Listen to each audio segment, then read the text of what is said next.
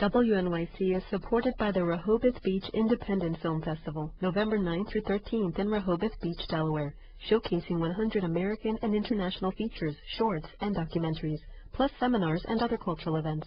Details at rehobothfilm.com. Hi, this is Leonard Lopate. You're listening to WNYC On Demand. Podcasts, streaming, and MP3 downloads available when you want to listen at wnyc.org and iTunes.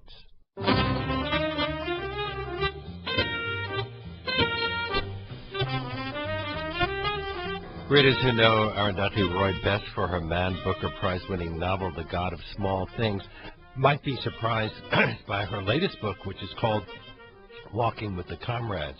It's a collection of 3 essays in which she describes her experiences living in India's forests with Maoist guerillas who are engaged in a bloody war against the Indian government. It's published by Penguin. I'm very pleased that it brings her to today's Backstory segment. It's good to see you again. Haven't seen you in quite a while. Yes, You used to visit the United States a lot more than you do now. No, I think I just came at the time when my book was published, and then I haven't been here since. I mean, I've been here, but not to your studio. Well, I'm glad you've come back. So tell us about these Maoists. Do they follow the teachings of Mao Zedong, or do they follow his tactics, or how Maoist are they really? Well, it's actually quite a serious and profound question, because they really work and live in the forest, and 99% of that guerrilla army is composed of indigenous tribal people. So how Maoist are they, and how much has indigenous tribal culture affected their ideologies is a very good question. And but I mean, if you like to set out the scene, the reason that there is this battle raging in the heart of India is because in the Adivasi, which is what we call indigenous people there, in the Adivasi homelands, there are about 100 million indigenous people in India. Well, these people are also called Naxalites. Is that a tribal name? No. Naxalite is a different name for Maoist, because the first Maoist uprising happened in a village called Naxalbari in West Bengal. Mm-hmm. But right now the battle is because in these forest lands there is a massive amount of mineral wealth, bauxite, iron ore, diamonds, gold, so on. And the Indian government has signed memorandums of understanding with several multinational corporations to mine that and move these people off their lands. And so there is a resistance, not only by the Maoists. The Maoists just the most militant end of a bandwidth of resistance movement. Well, I don't usually think of India in terms of tribal conflict. We think of caste. Is there a link between the two? Well, there isn't a link, except that, the lowest caste, which are Dalits, or what used to be called untouchable people, are at the bottom of the social scale along with indigenous tribal people. But the tribals are outside Hinduism, whereas the Dalits are the lowest caste within the hierarchy of Hinduism. So what religion do these indigenous people practice? Well, they are, by definition, because they are indigenous, they are animists. They believe in. So these are pre-Hindu, pre-Buddhist religions. Absolutely. And some people have seen similarities between them and Shining Path in Peru, again an indigenous movement that wound up calling itself Maoist. Well, I don't actually think there's a similarity at all. But amongst the Maoists, there are some splinter groups that are less disciplined and less perhaps ideologically motivated. But right now the issue is that they are really just fighting for survival. It's a tribal people fighting for survival. Well, India has one of the fastest growing economies in the world right now. Does this insurgency, which is now 40 years old, have as much relevance today as it did when it began? Actually, it has more relevance than it has ever had, because what you seldom hear in the United States is the growth rate of the economic growth rate of India is accompanied by desperate levels of poverty because of inequality. So you have a 250,000 farmers who have committed suicide ever since India joined the free market. You have more poor people in India today than all the poorest countries of Africa put together. You have 80% of the population living on less than 50 cents a day. You have 30 million people displaced simply by big dams and other projects. So in fact, what you have is a country with a climbing growth rate, but which is right at the bottom of the Human Development Index. Now, you said that they're in the forest. Have they always been in the forest, or were they driven into the forest after their tactics turned more violent and they lost some supporters some years back? Well, they've always worked among tribal people and who are usually forest dwelling, but yes, they were outside the forest earlier, and now, you know, the police and the army who virtually exterminated them at various stages in their struggle have pushed them into the forest. But there are other non-Maoist resistance movements fighting the same thing outside the forest. So there's a sort of loose coalition of resistance movement. Are any of the people in the area supporting the bauxite mines and the search for other metals? Because in this country, there's often a tension between the people who see this as an opportunity for jobs and people who see this as a way that the environment is going to be destroyed. Of course, you know, what has happened with the growth is that India has created a large middle class with huge stakes in the project of this so-called development. So the middle class, the urban middle class, would be ranged against largely rural resistance movements. But in terms of numbers, the resistance or the people who are suffering or paying the price for this progress is much larger. Is this simply an economic thing, or what is the impact of the mining on this area? Oh, it's far from simply an economic thing. You know, it's a devastation of an entire ecosystem. You know, so right now, ecological disaster from these things combined with the onset of climate change is really creating a nation of refugees. The mining companies have opened universities and hospitals in the areas where they're mining. Isn't that a positive thing?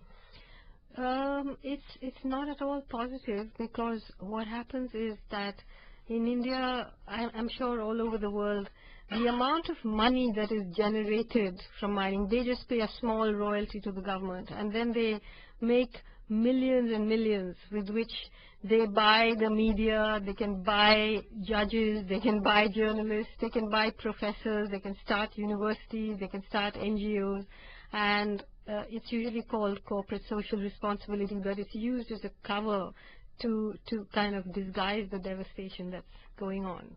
My guest is Arundhati Roy, whose latest book is Walking with the Comrades. It is published by Penguin. This is WNYC, WNYC.org. I'm Leonard Lopate. Prime Minister Manmohan Singh has said that development was what would win the people in the region over, and the Indian government has announced that it hopes to introduce construction projects such as roads and bridges and schools in hopes of winning support from the tribal people once the area is cleared of insurgents. Do the local villagers support the Maoists or the government?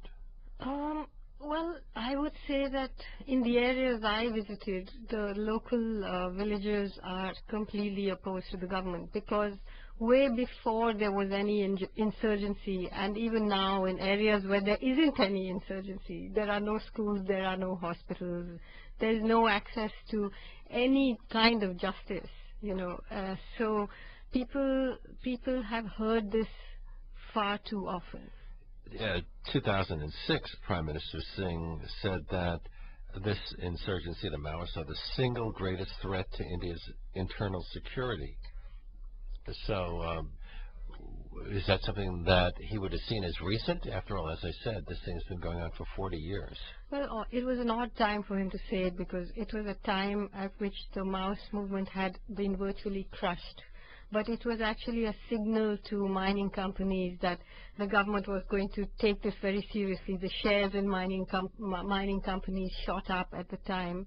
And just at the time he said it, they started a government-sponsored vigilante group, much like in Colombia and Peru and places like that.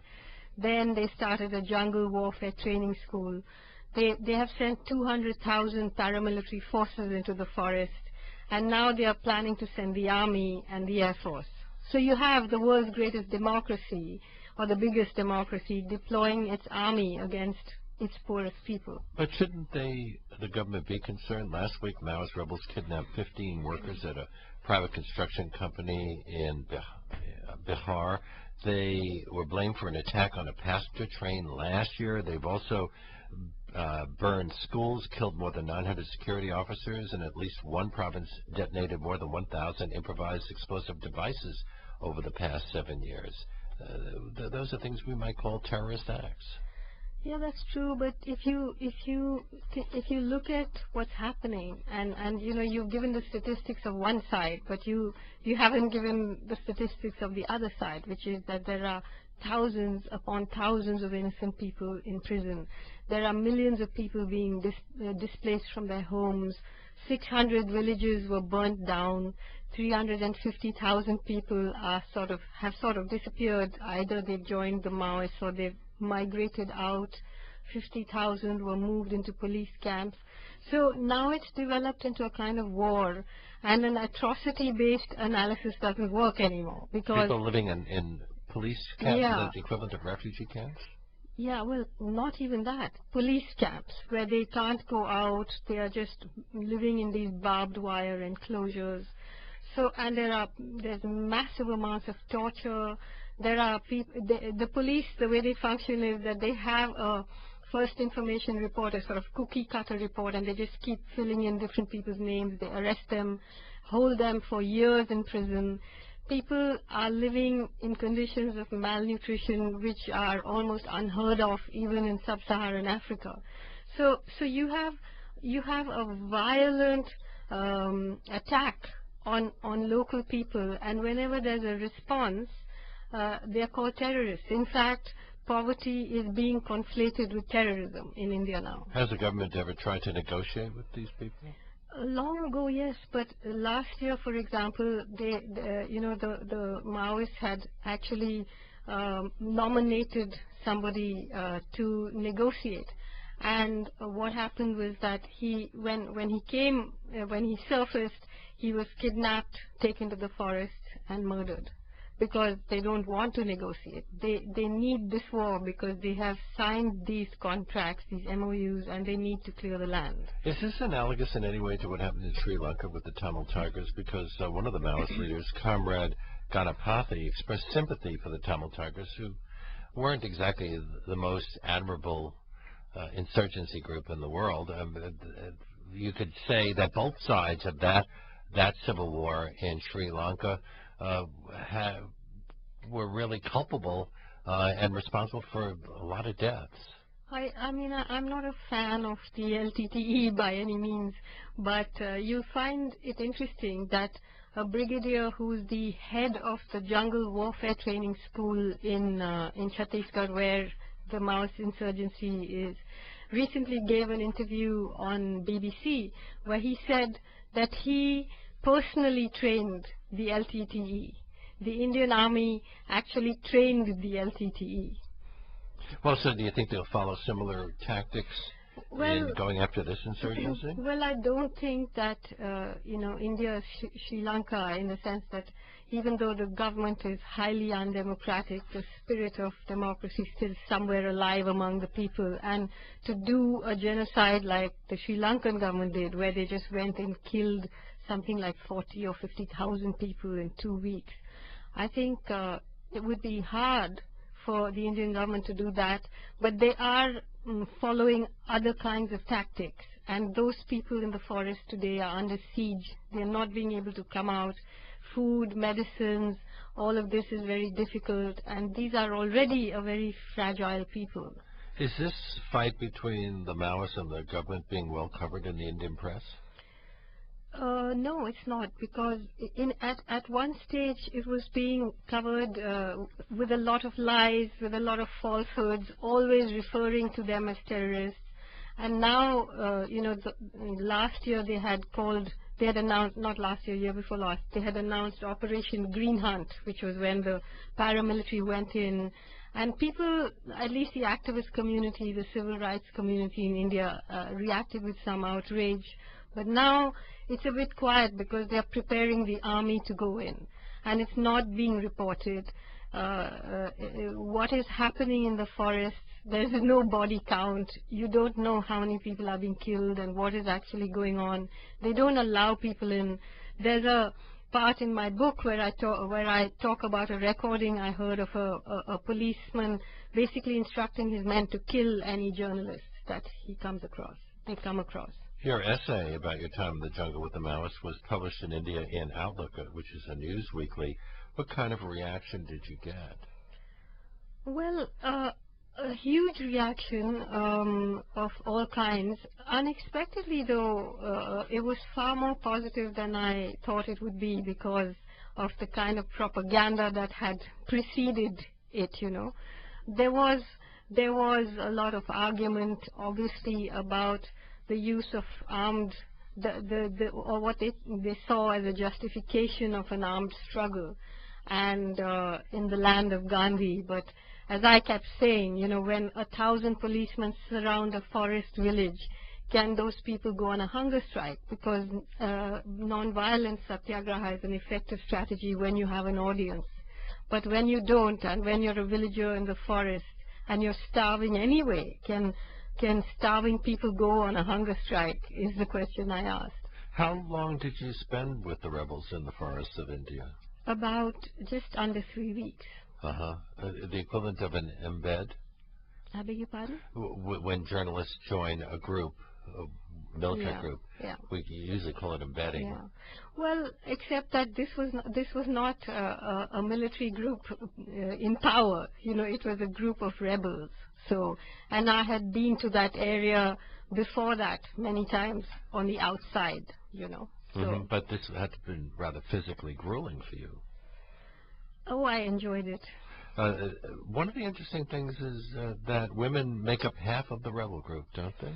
That was the most revelatory thing for me. When I went in, I was sure that women were going to be the victims of this conflict somehow. And when I went in, I found that 45% of the guerrilla army was made up of women. And I spoke to many of them, asking them why they had joined. Because the Maoists they do have a pretty male chauvinist history like everybody else, But the women had joined for two reasons. One was to escape the patriarchy of their own societies. Though tribal societies are supposed to be more equal, but they aren't always.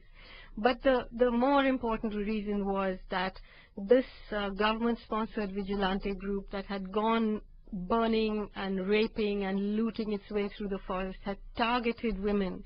And these women had watched their sisters and mothers being raped, being killed, and had just decided that they weren't going to take it anymore. Your views have made you something of a lightning rod in India. Haven't you been threatened and jailed, or at least brought up on charges? Well, that happens. Earlier I was jailed for a little while for contempt of court, and now there's a case pending against me about whether or not I should be charged for sedition. But that's about Kashmir, because Kashmir, as you know, is the most densely militarized zone in the world. There are 700,000 Indian soldiers in Kashmir. There were 165,000 U.S. soldiers at the height of the war in Iraq. So you can imagine the density of that. And there has been a freedom struggle there for a long time, which I wrote about. And for that and for statements that I have made, I've been in quite a lot of trouble, and I'm attacked wherever I go and whenever I speak, and so on. Have your political ideas grown out of your fiction writing? That's hard to say. I think that I've always been somebody who's sort of immersed in the world that I live in, and my fiction and my non-fiction come out of the same place. And in fact, in Walking with the Comrades, it was interesting that all the people I met, in a way, they were fictional characters, because they all keep changing their names and their identities, and they're not, I wouldn't know what their names are today. I knew what their names were when I was in there, so it was intriguing. Arundhati Roy won the Man Booker Prize in 1997 for The God of Small Things. Since then, she has produced numerous works of political commentary and investigative journalism, and her latest book is 3 essays called Walking with the Comrades. It's published by Penguin. Thank you so much for being with us again. You're so welcome.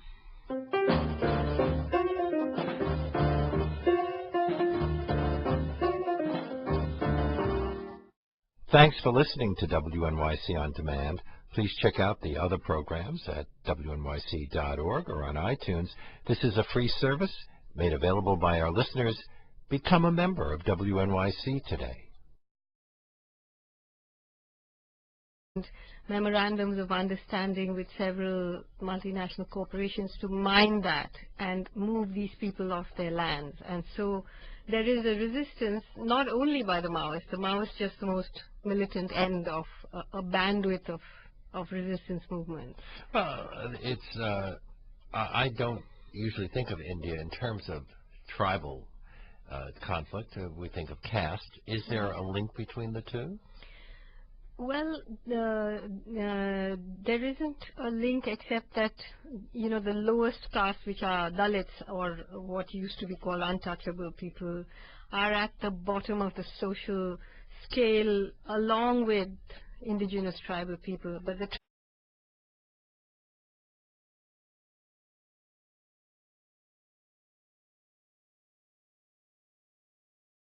WNYC is supported by the Rehoboth Beach Independent Film Festival, November 9th through 13th in Rehoboth Beach, Delaware, showcasing 100 American and international features, shorts, and documentaries, plus seminars and other cultural events. Details at rehobothfilm.com. Hi, this is Leonard Lopate. You're listening to WNYC On Demand. Podcasts, streaming, and MP3 downloads available when you want to listen at wnyc.org and iTunes.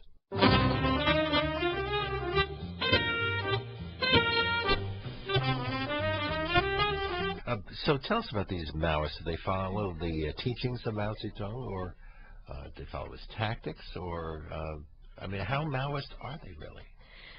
Well, it's actually quite a serious and profound question, because they really work and live in the forest, and 99% of that guerrilla army is composed of indigenous tribal people. So how Maoist are they, and how much has indigenous tribal culture affected their ideologies is a very good question. And but I mean, if you like to set out this. Readers who know Arundhati Roy best for her Man Booker Prize winning novel The God of Small Things might be surprised by her latest book, which is called Walking with the Comrades. It's a collection of 3 essays in which she describes her experiences living in India's forests with Maoist guerillas who are engaged in a bloody war against the Indian government. It's published by Penguin. I'm very pleased that it brings her to today's Backstory segment. It's good to see you again. Haven't seen you in quite a while.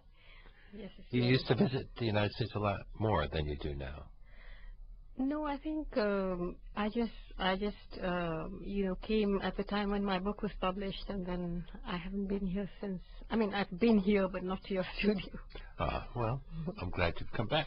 The reason that there is this battle raging in the heart of India is because in the Adivasi, which is what we call indigenous people there, in the Adivasi homelands, There are about 100 million indigenous people in India. Well, these people are also called Naxalites. Is that a tribal name? No. Naxalite is a different name for Maoist, because the first Maoist uprising happened in a village called Naxalbari in West Bengal. Mm-hmm. But right now the battle is because in these forest lands there is a massive amount of mineral wealth, bauxite, iron ore, diamonds, gold, so on, and the Indian government has signed